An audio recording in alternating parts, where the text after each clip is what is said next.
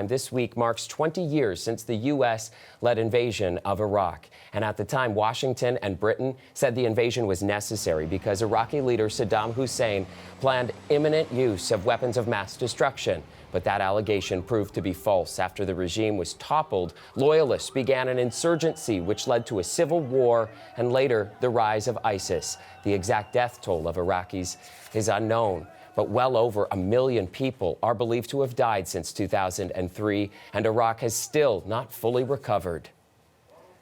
Earlier today, right here on CBC News Network on Rosemary Barton Live, we heard from former Prime Minister Jean Chrétien on his decision to leave Canada out of the war in Iraq. But, you know, it was a great indication that we were a very independent nation, that we were not the 51st state of America, that too often some people think we were. And but I made a decision not for that. I made a decision because I thought that it was a big error to go to war in Iraq because there was no proof of weapon of mass destruction. Mm-hmm. And despite of the pressure from George W. and Tony Blair and the business community and so on, we decided that it was to be no. And I made that statement 20 years ago today. That was former Prime Minister Jean Chrétien speaking earlier today on Rosemary Barton Live. Now I want to speak more about this anniversary, and we're joined by Nadje Al-Ali. She's director of the Center for Middle East Studies at Brown University, and she's joining us from Providence, Rhode Island. Thank you so much for being on the program today. Thanks for inviting me, Chris. I want to start by asking you, as someone of Iraqi heritage, how are you processing this anniversary? Well, I feel quite ambivalent about it because Iraq has been forgotten, has been out of media interest for the at least past 10 years. And so in some ways, I'm a little bit suspicious of the sudden interest. But on the other hand, you know, I'm glad that people start to remember one of the crimes of the centuries, I would say, the invasion, which was a grave error. You know, not only because of the weapons of mass destruction, but it's impossible to bring democracy and human rights to a country through a military invasion. But despite that, you know, the false premise, but also say that, you know, many Iraqis were actually glad to see Saddam Hussein gone. Of course, it was a terrible dictator, and the combination of sanctions and Saddam Hussein made life in Iraq unbearable. But the problem wasn't only the invasion, but it was also the aftermath of the invasion and all the decisions that were made by the US-led invasion, which led, as you already pointed out, to sectarian divisions, to chaos, lawlessness.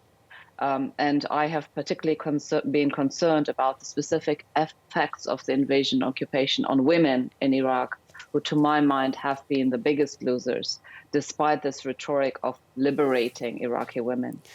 I want to go back to the first thing that you said there, that Iraq has not been in the headlines in all these 20 years. Why do you think that is?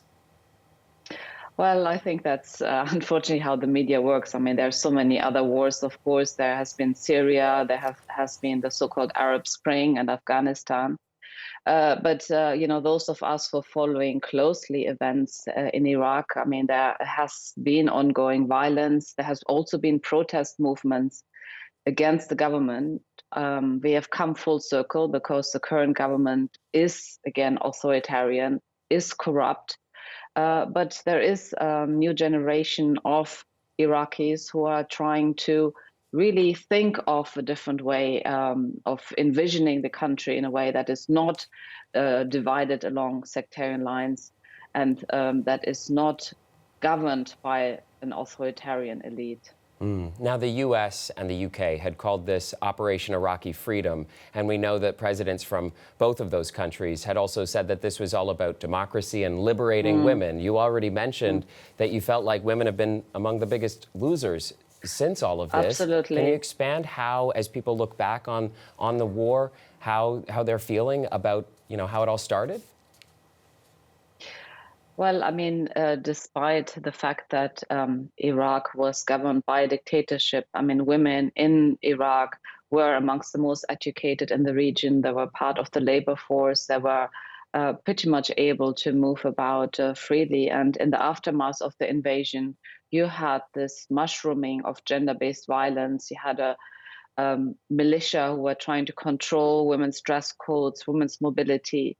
And you had a occupying force who could care less. I mean, women's rights were the first actually point that dropped off everyone's agenda.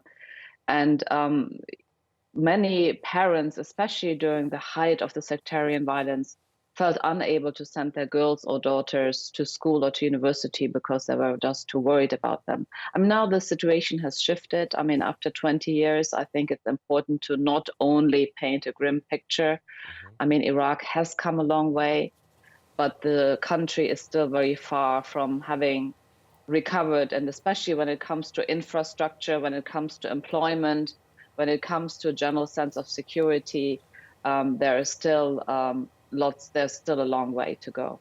Why do you think that shift has happened? Which shift? The shift to having kind of a better scenario, a better situation you mentioned there just at the end. Why do you think that's taken place? Well, it is, a young generation of Iraqis who are just fed up with war and violence. And, they didn't grow up during the Ba'ath regime. And they have been protesting on the street. They haven't achieved their goals yet, but I feel that there is this push. When it comes to the government, we have not reached a better scenario yet. The government is still in shambles. The government is still sectarian. It is corrupt. It is incompetent. But the hope comes from the youth in Iraq, who 20 years on really want to see a different Iraq. They want to have a life that is not governed by violence, insecurity, and also sectarianism. It's so important to learn from the past and to learn from history to make sure that problematic decisions are not repeated. If you were able to speak with the U.S. administration and governments like Canada, what would you want to tell them about what things you think they should have learned from all of this? Well, the first lesson is that you cannot bring democracy and human rights through a military invasion that is opposed by a large part of the population.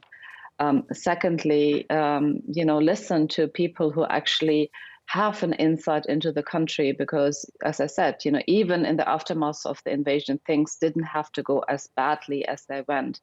If the administration would have listened to experts who would have given advice against the disbanding of the army, against dividing up Iraq along sectarian lines, against the depacification in a way that actually alienated a large part of the population.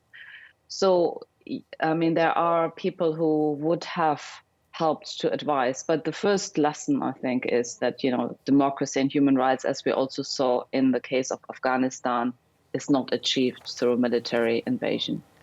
All right, Nadje. Well, thank you very much for speaking with us today. I appreciate it. Thank you.